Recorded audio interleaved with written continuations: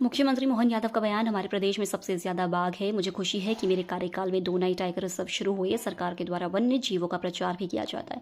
Buffer zone और tiger safari भी शुरू की। विपक्ष को पूरा अधिकार है, कहीं पर भी बोलो। वन्य प्राणी पर दया आती है, उसका भी स्तर के प्रदर्शन करते हैं। आज़ादी के बाद से ही कांग्रेस के लोग रंग बदलते आ रहे हैं। कांग्रेस का चरित्र बताता है उन्होंने कितनी जमीन सिंचित योग्य बनाई। कांग्रेस अलग अलग समाज को भड़काने का काम करती है। कांग्रेस की सरकार भी थी, कभी जातिगत जनगणना नहीं कराई। अब भाजपा की सरकार जातिगत जनगणना करवा रही है। बाघ है, उससे आधे से ज़्यादा बाघ अपने देश के अंदर है। और देश में सबसे बड़ा अगर कोई राज्य बाघ को अपने राज्य के अंदर गौरव से रखता है वो राज्य मध्य प्रदेश है। और हमारे लिए सौभाग्य की बात है कि अभी हमारी सरकार बनने के बाद 2 tiger reserve doctor Vishnu सिद्धर Wakankar Ratapani और माधव नेशनल पार्क, ये दोनों टाइगर अभयारण्य हमारे द्वारा बनाए गए।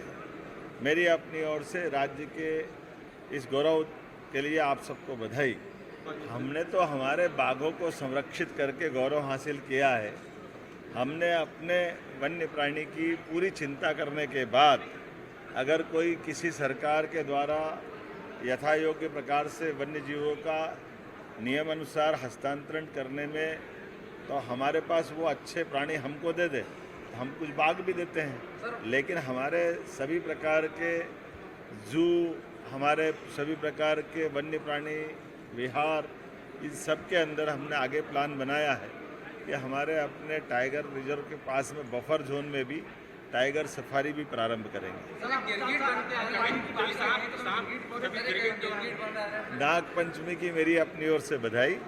आज मैंने सदन में भी मेरे विधानसभा के मित्रों को, खासकर अपोजिशन के मित्रों से कहा है कि आप 2.5 लाख से ज़्यादा वोटरों के बीच में से चुन के आते हैं, तो चुन के आने के लिए अपनी मर्यादा के आधार पर आपको पूरा अधिकार है। आप फ्लोर पे बोले, सदन में बोले, महात्मा गांधी जी के सामने अपना शांतिवादी जो आपको बात रखना वो सब रखे। लेकिन अब आपको तो फर्क पड़ता नहीं है।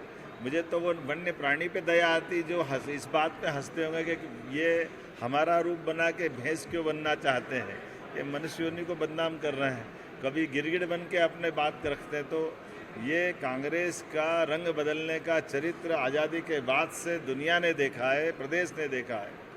कांग्रेस हमेशा दोहरंगे चरित्र से जीती है, तो अपने चरित्र को क्यों बता रही सामने। हम सब जानते हैं कि उनके ज़माने में भैंस के आगे बीन बजाने जैसा ही समय चलता था, जब राज्य के अंदर विकास के सारे दरवाजे बंद थे, बिजली, पानी, सड़क सबकी दुरावस्था थी। ये कांग्रेस के ही शासनकाल में था जब हमारे राज्य को विकास के लिए 1956 में मध्य प्रदेश बना। लेकिन मध्य प्रदेश कहाँ से कहाँ जा सकता था, लेकिन केवल 7 लाख हेक्टेयर क्षेत्र में सिंचाई का रकबा था।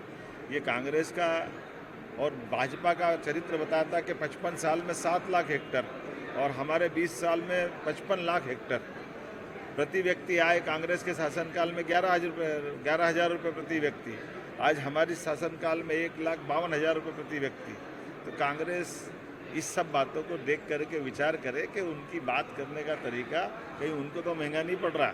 एक बात। दूसरी बात, मैं कल के चरित्र के लिए भी कहना चाहूँगा, कांग्रेस अलग अलग समाज को भड़काने का काम करती है, जबकि सारी चीज़ों में उनका ही इन्वॉल्वमेंट है।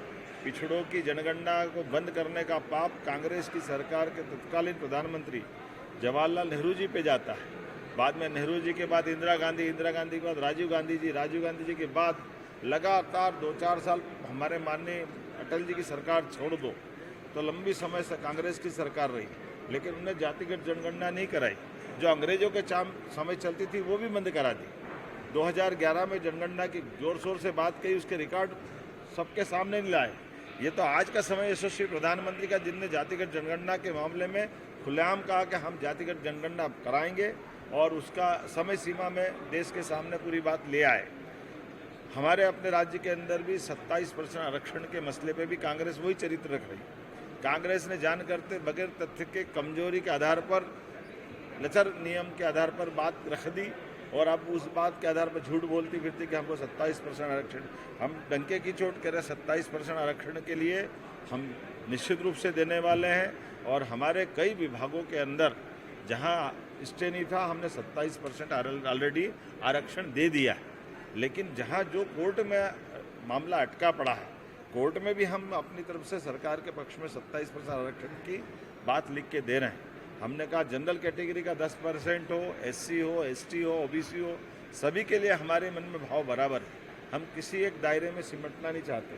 सरकार सभी वर्गों के कल्याण के लिए है और इसलिए जो 13% अभी ओबीसी आरक्षण जो कोर्ट में भी लंबित है, हम जल्दी से जल्दी कोशिश करेंगे कि वो 13% आरक्षण जिनको मिला है ऐसे अभ्यर्थियों को भी उनकी अपनी हक के आधार पर उनको नौकरियां मिले, उनके अपनी योग्यता से उनका चयन हो। पूरे प्रदेश में